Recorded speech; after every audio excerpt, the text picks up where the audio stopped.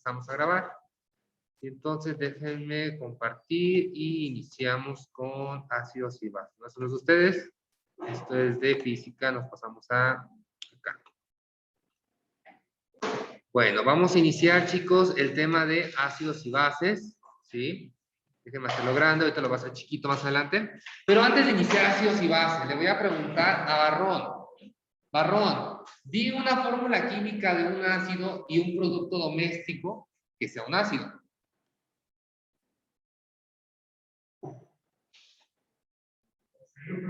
¿No? Te agarré un poco el culo a Flores. ¿Sí? Dime una fórmula química de un ácido y dime un producto doméstico o de uso general que quieras que sea un ácido. Cloruro de sodio. ¿Eso es un ácido? No, es una sal. Sí, es una categoría de sal. Puede ser un hidrácido o puede ser un oxiácido. De nomenclatura, recuerda que lo estuvimos viendo. ¿No? Barseguian, dime un ejemplo de una fórmula química de un ácido y un producto doméstico que sea un ácido. ¿Acetona? La acetona. No, porque es una acetona, no es un ácido como tal. ¿Sí? Vamos a preguntar por acá. Ocampo Medina, Ocampo, dime la fórmula química de un ácido y un producto doméstico de uso general que sea un ácido. Espérame. ¿No? Piénsalo. Ácido sulfúrico. El ácido sulfúrico, H2SO4, esa es la fórmula. Y dime un producto doméstico o que tenga de uso general que sea un ácido. Según yo es uno que es ácido clorhídrico. ¿Sí? El ácido clorhídrico, pero... Está en el pinol. ¿Oh? En el pinol, ¿no? ¿El etanol? No. El ácido clorhídrico está en el pinol. Ah, ok. El ácido clorhídrico está en el pinol, ¿ok? Está bien, te lo paso. Entonces, chicos, si se fijan, estamos ahorita hablando de un ácido, ¿sí? Donde su compañera dijo ácido sulfúrico y ácido clorhídrico. O sea, llevan H en su fórmula, ¿verdad? Al inicio. El ácido clorhídrico es un hidrácido. Este es un compuesto constituido por hidrógeno y una parte no metálica, ¿sí?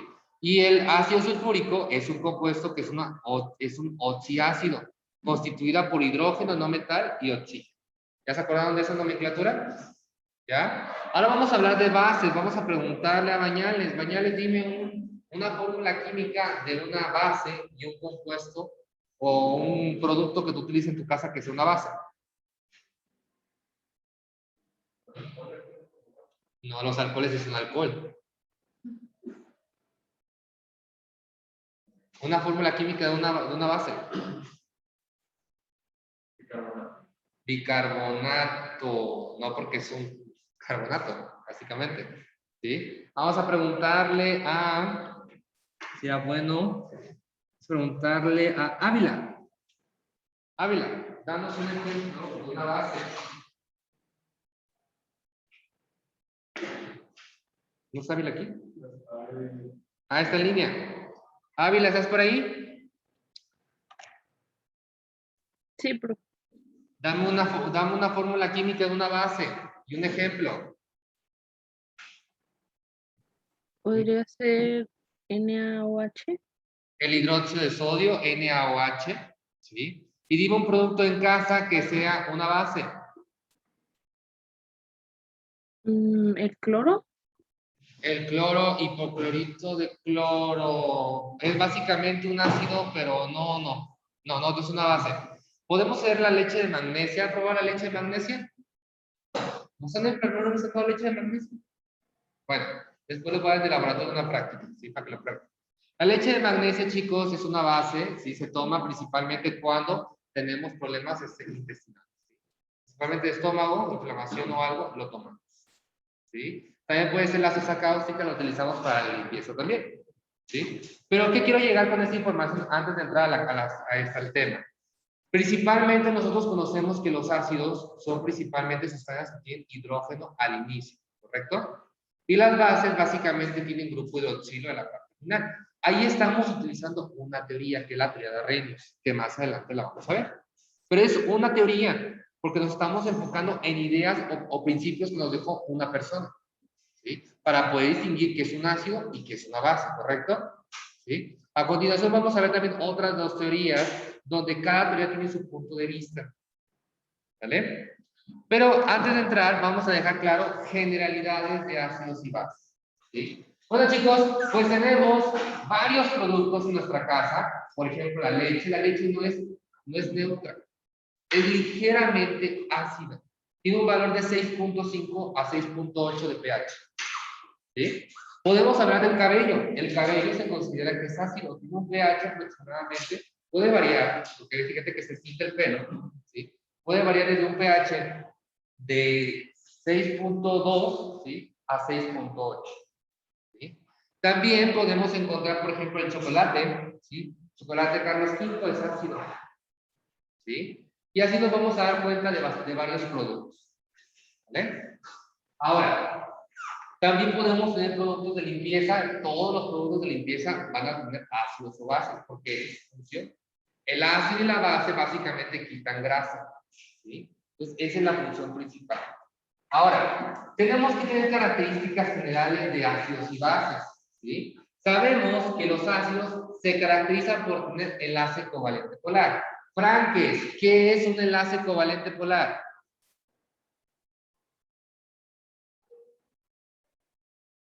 ¿Mande? ¿Qué es un enlace covalente polar? Era cuando se hacían como bolitas. Bueno, me acuerdo que nos puso como un ejemplo que eran como unas bolitas y entonces se agarraban como la polaridad química. Se iba como de un lado era positivo y otro era negativo. Y los iones iban como para cada uno, creo que era algo así.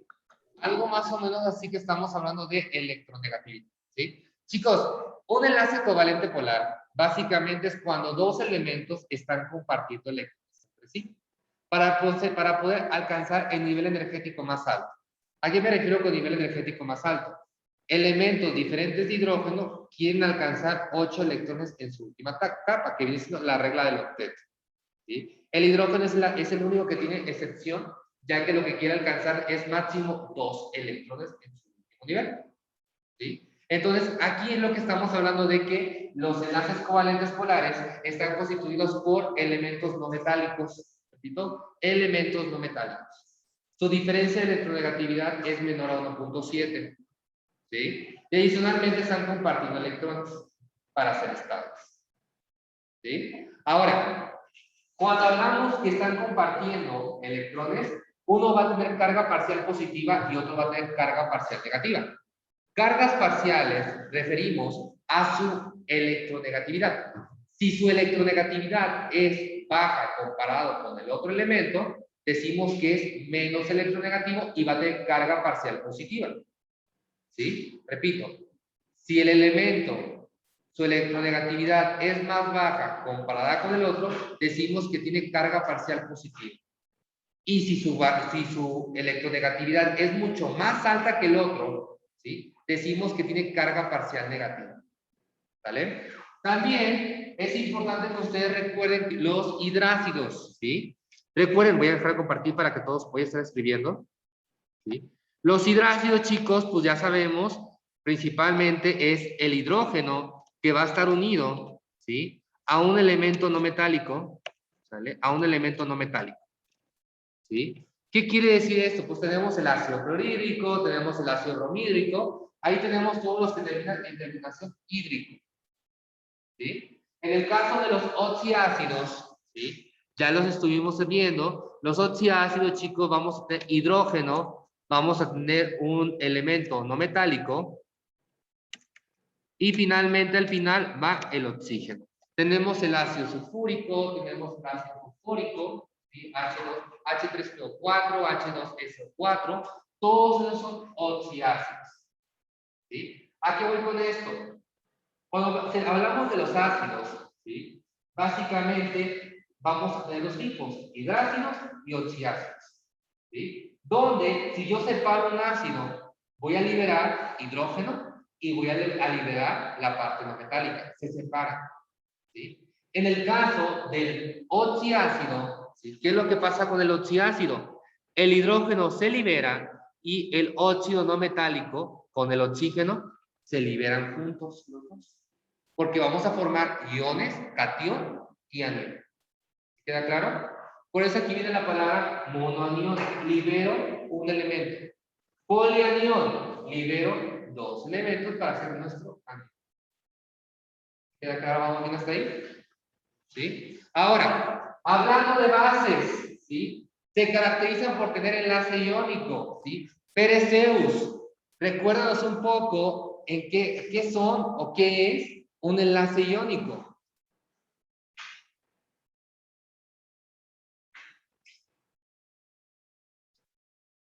No recuerdo muy bien, profe. ¿Recuerdas? Ok, le pasamos la bolita a Rosales. Yo tampoco sabría decirle, profe. ¿No? Nos vamos entonces con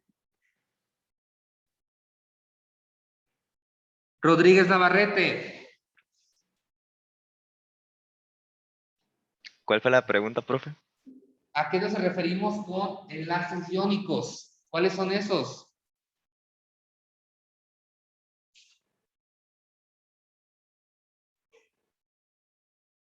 Todos tenemos que estar aquí en sus fuerzas intermoleculares.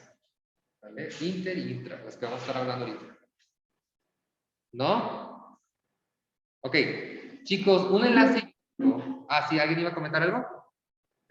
¿No es donde se intercambian los electrones para Sí. que uno complete como los niveles, algo así?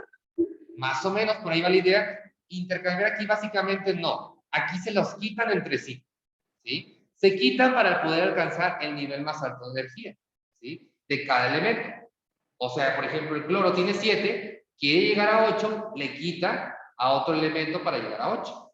¿Sí? Aquí estamos quitando. Una característica principal del enlace iónico es que siempre es entre un metal y un no metal. ¿Sí? Entonces aquí vamos a tener básicamente metal más no metal. ¿Vale? Por lo tanto, el metálico pierde su electrón porque tiene una electronegatividad baja y la parte no metálica se lo va a quitar porque tiene la electronegatividad más alta. ¿Vale? Entonces, ¿qué más podemos tener? Se los quitan entre sí. ¿Sí? Y aquí vamos a tener que lo principal, ¿sí? La principal familia de bases son los hidróxidos. ¿Sí? Son los hidróxidos donde el catión siempre es positivo y es metálico, y la parte, obviamente, el anión, vendría siendo no metálico, que es el OH. ¿Estamos bien? ¿Sí? Esas son características muy básicas, tanto de ácidos y bases, y son preguntas que vienen en su examen de no impreso, que les preguntan siempre, ¿cuál es el enlace que predomina en los ácidos? Enlace covalente polar. ¿Sí? ¿Cuál es el enlace que predomina en las bases? El enlace iónico. ¿Sí? Porque también podemos tener sales que tienen enlace iónico. ¿Sí? Cloruro de sodio es una de ellas. ¿Sí? Pero no es una base porque no tiene el grupo hidroxilo. ¿Sí? Únicamente las bases presentan grupo hidroxilo y esto básicamente son generalidades de ácidos y bases. ¿Alguna duda hasta aquí? ¿Sí? Esta es la teoría más usada, que ahorita la vamos a empezar a entender un poco más. Voy a esperar un poco para que puedan anotar la siguiente diapositiva para poder explicarlo. Anoten reacciones químicas, es la teoría de Arrhenius. ¿Sí? Déjenme hacerlo más chiquito para que puedan observar. ¿No digo que se alcanza a ver? No, deja de borrar lo que sonríe. Lo que escribe. Hay que anotarlo, por favor. Si las reacciones químicas, anótenlas, anoten los positivos, los negativos, ¿sí? Porque ahorita lo voy a explicar. La clase de hoy es pura teoría, ¿sí? Mañana vamos a hacer ejercicios, vamos a entender cómo funciona esto.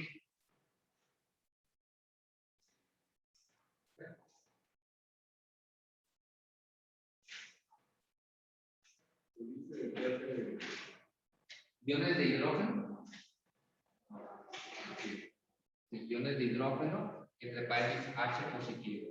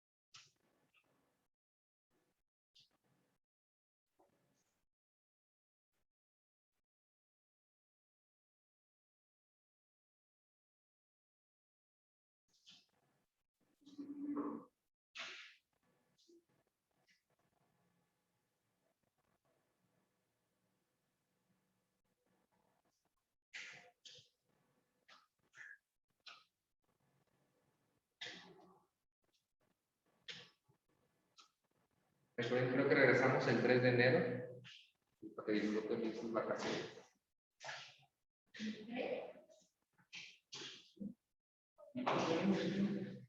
Vale, el 12.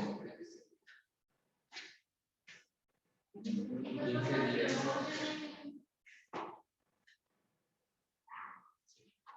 Tus vacaciones van a iniciar cuando regresen del porque es mayo, sales en mayo y entras hasta agosto a la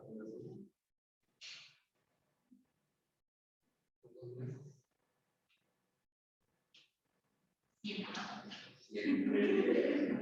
no le tomamos años para aprender inglés, francés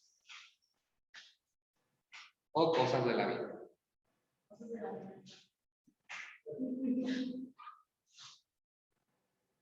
Está entre prácticas y el grupo de ¿dónde? ¿Aquí? Ah, sí. OH negativo.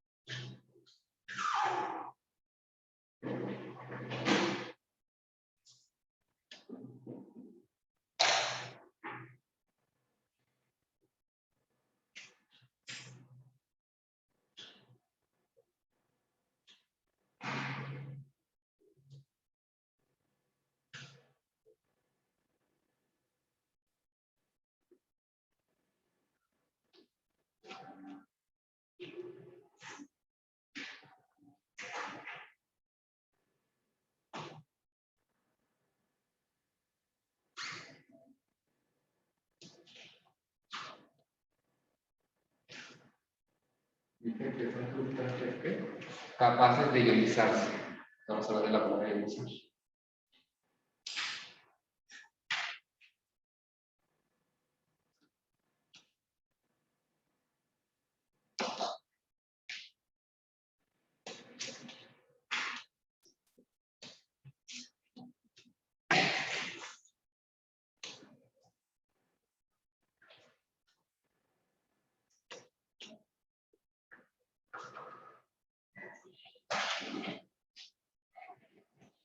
Claro que se escuchan los baños.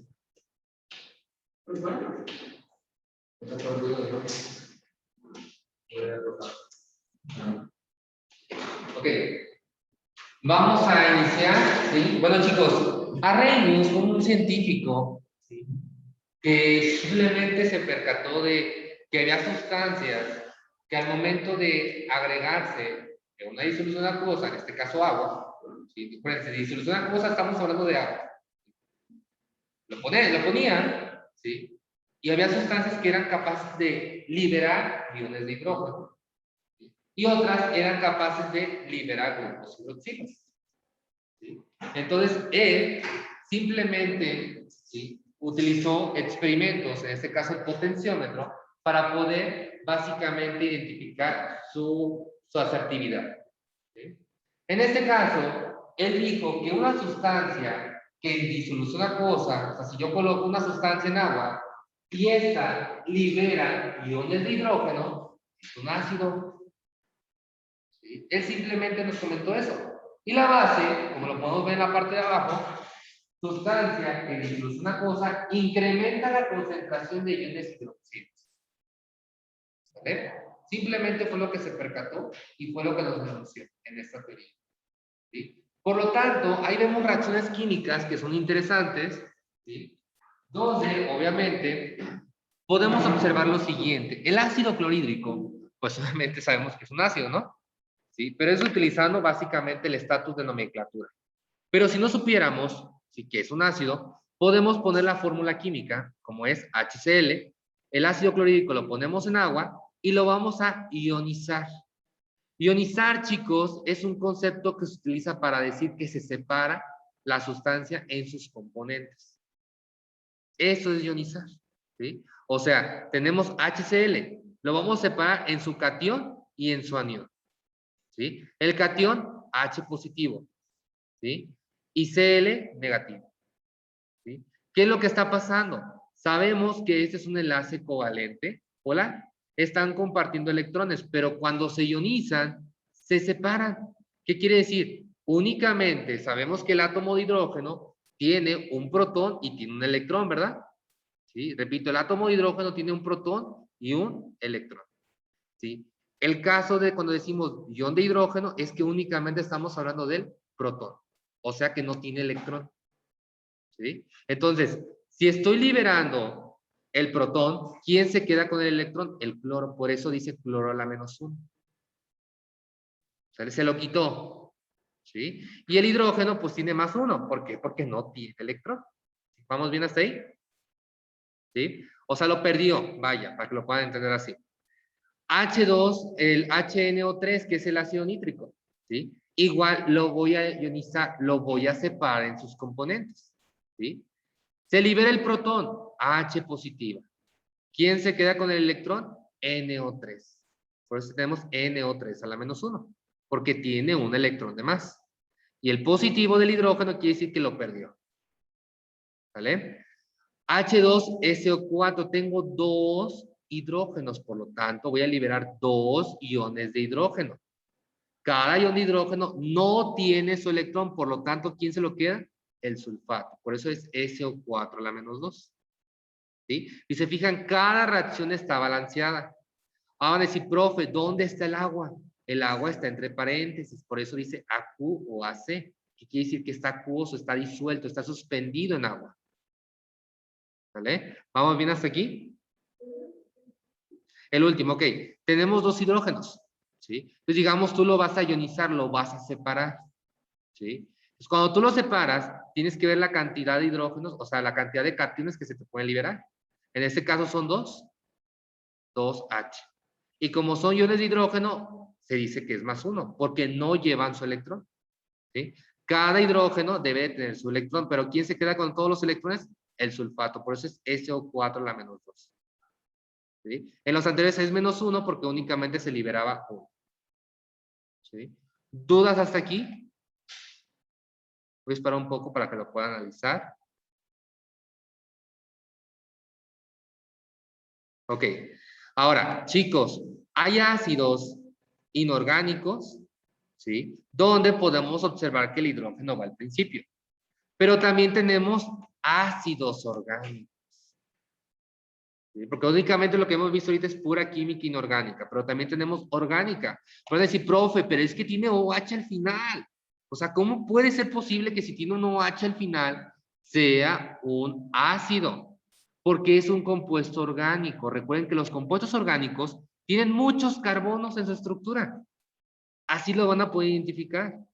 Si tiene más de un carbono, automáticamente es orgánico, ¿sí? Y lo último es básicamente un grupo funcional que después vamos a estar viendo, que es el ácido carboxílico, ¿sí? Todo esto es el ácido carboxílico y lo único que se libera es el hidrógeno. Por eso decimos que es un ácido. ¿Sí queda bien? ¿Sí queda clara esta información? ¿Sí? Entonces, por ejemplo, en este caso, pues nos damos cuenta que es el ácido acético, tiene 2 carbonos, es orgánico. Va. Los demás, pues por lo menos tienen un carbono. Por ejemplo, el ácido cianhídrico tiene solamente un carbono, es inorgánico. ¿Sí? Pero ese como tiene varios, pues ya le hicimos que es orgánico. ¿Sí? Ahora, me voy en la parte de abajo. Tenemos ahora las bases. Es lo mismo. Pero aquí en lugar de ionizarse se van a disociar. ¿Sí? La palabra ionización va para ácidos. La palabra disociación va para bases. es lenguaje técnico-químico. ¿Sí? Entonces, ¿qué es lo que tenemos? También vamos a separar, vamos a poner sustancias en agua. Vamos a disociar, se van a separar el catión, que es el sodio, el electrón se lo queda el grupo hidroxilo. Por eso es un -1. Si tiene un electrón de más, ese grupo. ¿Sí? Tenemos el hidróxido de potasio, pero el hidróxido de calcio tiene 2 grupos hidroxilos. Por lo tanto, voy a tener 2 grupos hidroxilos. Cada grupo hidroxilo le está quitando un electrón al calcio. Por eso dice calcio más 2. Porque perdió el calcio 2 electrones. ¿Sí? Ahora, esta teoría, chicos, lo único que busca es que ustedes puedan entender que cuando ponen una sustancia en agua, si es un ácido o una base, se incrementa la concentración. O sea, que si yo tengo una gota de un ácido y la pongo en agua, se van a liberar hidrógenos, ¿correcto? Que es lo que estamos viendo en la última parte de la reacción, en la última como columna, ¿sí? Y eso es lo que me está detectando el potenciómetro, la concentración de hidrógenos disuelta en la solución. Luego tenemos pH de 3, de 2, de 1, porque depende de la alta concentración de esos hidrógenos.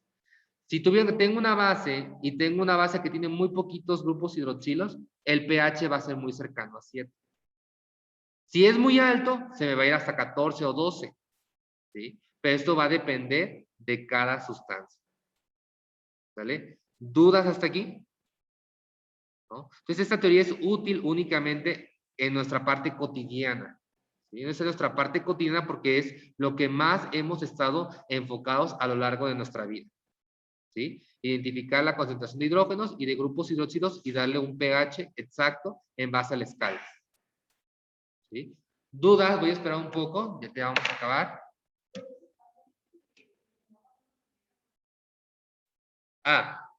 Es que fíjate bien, estamos acostumbrados a decir se disuelve, ¿sí? Pero no es que se disuelva. La palabra correcta para los ácidos es ionizar.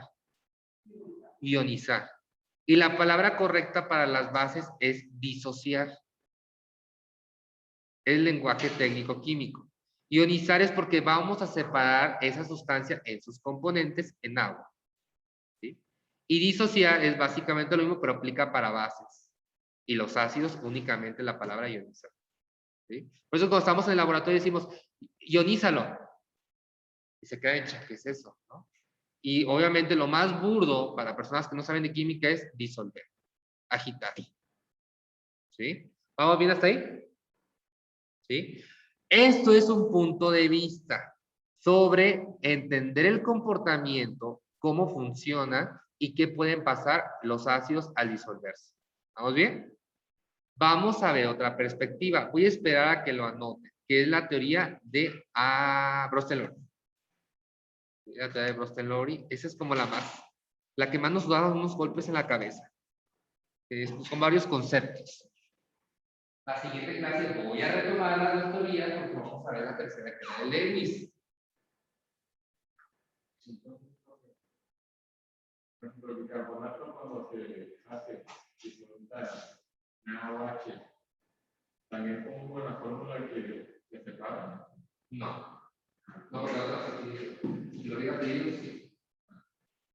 Es que se pondría como disociación. Ajá. Sí, de hecho eso es como él se percató, o sea, todo lo que les estoy mostrando el día de hoy son bases que sustentan su teoría, porque es algo que sucede.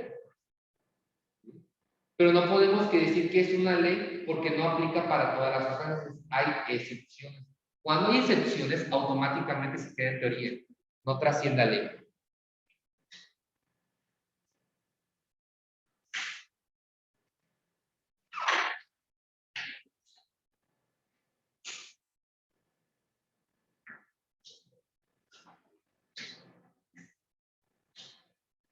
Repito, el día viernes de la siguiente semana viene el examen en línea. Va a ser de todos los bloques porque el tercer mensual lo voy a hacer como semestral en mi materia. En mi materia. Ese lo vamos a dar en inglés. A mí sí. Entonces nos vamos a conectar.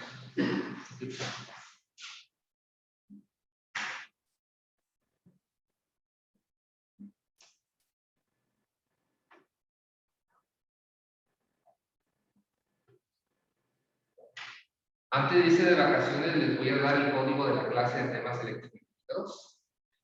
¿Vale? Porque ya tengo la clase hecha.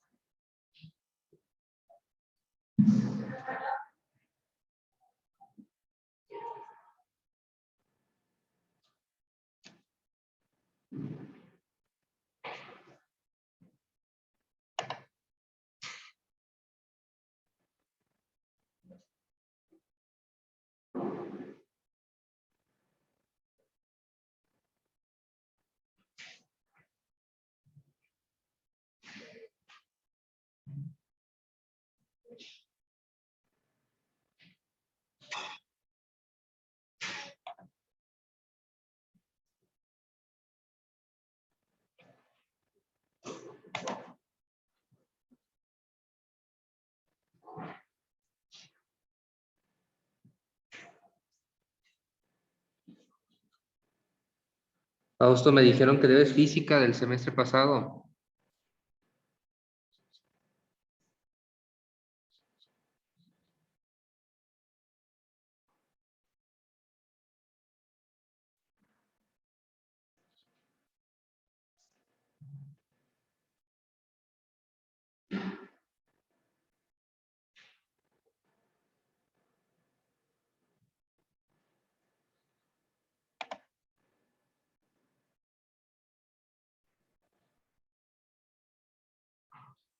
No está García Soto. No veo a Rosales. Rosales, ¿estás por ahí? Hace rato creo que contestaste, pero ya no te veo.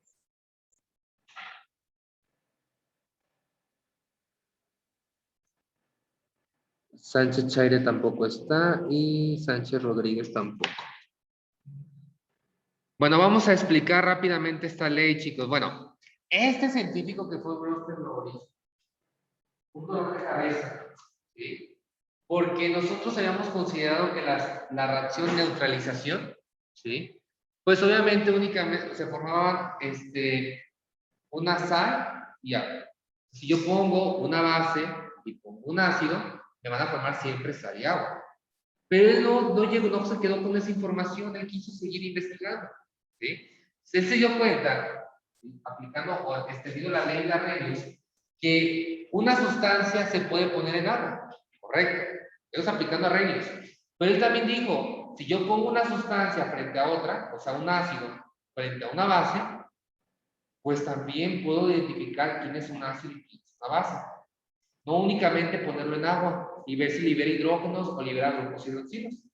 Entonces él dijo, ok, pongo el ácido clorhídrico frente a probablemente otro ácido. Entonces algo tiene que suceder, ¿sí? Él llegó a esa situación y dijo, ok, puedo formar especies químicas reactivas. O sea, especies químicas reactivas, ¿qué es eso? ¿Sí? Son sustancias o son precursores que se pueden formar cuando dos sustancias colisionan o reaccionan entre sí. ¿Sí? Esta teoría se enfoca en la transferencia protónica. O sea, que entre una sustancia y otra tienen que estarse transfiriendo protones. El que le transfiere protones va a ser el ácido. El quien acepta los protones va a ser la base. Eso fue lo que nos comentó él. Por eso vemos demasiadas reacciones. ¿Sí? Vemos demasiadas reacciones, pero es el mismo principio. El ácido va a ceder el protón y el otro lo va a aceptar. Y repito, esta teoría se enfoca en la transferencia protónica. La de Arrhenius únicamente en generar iones de hidrógeno y iones de hidroxilo. Pero aquí hay transferencia. ¿Vamos bien? ¿Sí? ¿Y cuál es la importancia? Identificar todas las especies químicas que yo puedo formar al ser soluciones. ¿Sí? Al básicamente combinar ácidos y bases. Hasta aquí le vamos a dejar la sesión. La siguiente clase retomo esta teoría porque sí, me toma demasiado tiempo explicar. ¿Sí? Por mi parte es todo, chicos, los que están por allá. Nos vemos, cuídense mucho. Hasta la próxima. Profe, Sí, hasta luego. ¿Sí? ¿Te escucho? le quería comentar con la lista, me di cuenta que yo nomás tenía un punto extra, pero en el anterior parcial no usé mi punto extra del curso y hice pues las actividades para este punto extra. Sí, quiere que te la asigne. Ahorita ya no puedo asignar porque ya se cerró el sistema desde el día sábado. No más quiero saber si aún no sigo teniendo el de los cursos propedéuticos. Si quieres, hoy en la tarde les subo la lista en Excel para que vean las personas que ya lo usaron y todavía lo que lo tienen guardado para el tercer parcial, que es el último momento que lo pueden usar. Ajá, es que ya todavía no lo he usado, por eso. Ok, va que va. Entonces, al rato les subo a todos para que puedan identificar quién todavía tiene su punto. Ok. Muchas gracias. De nada, hasta luego. Hasta luego. A todos.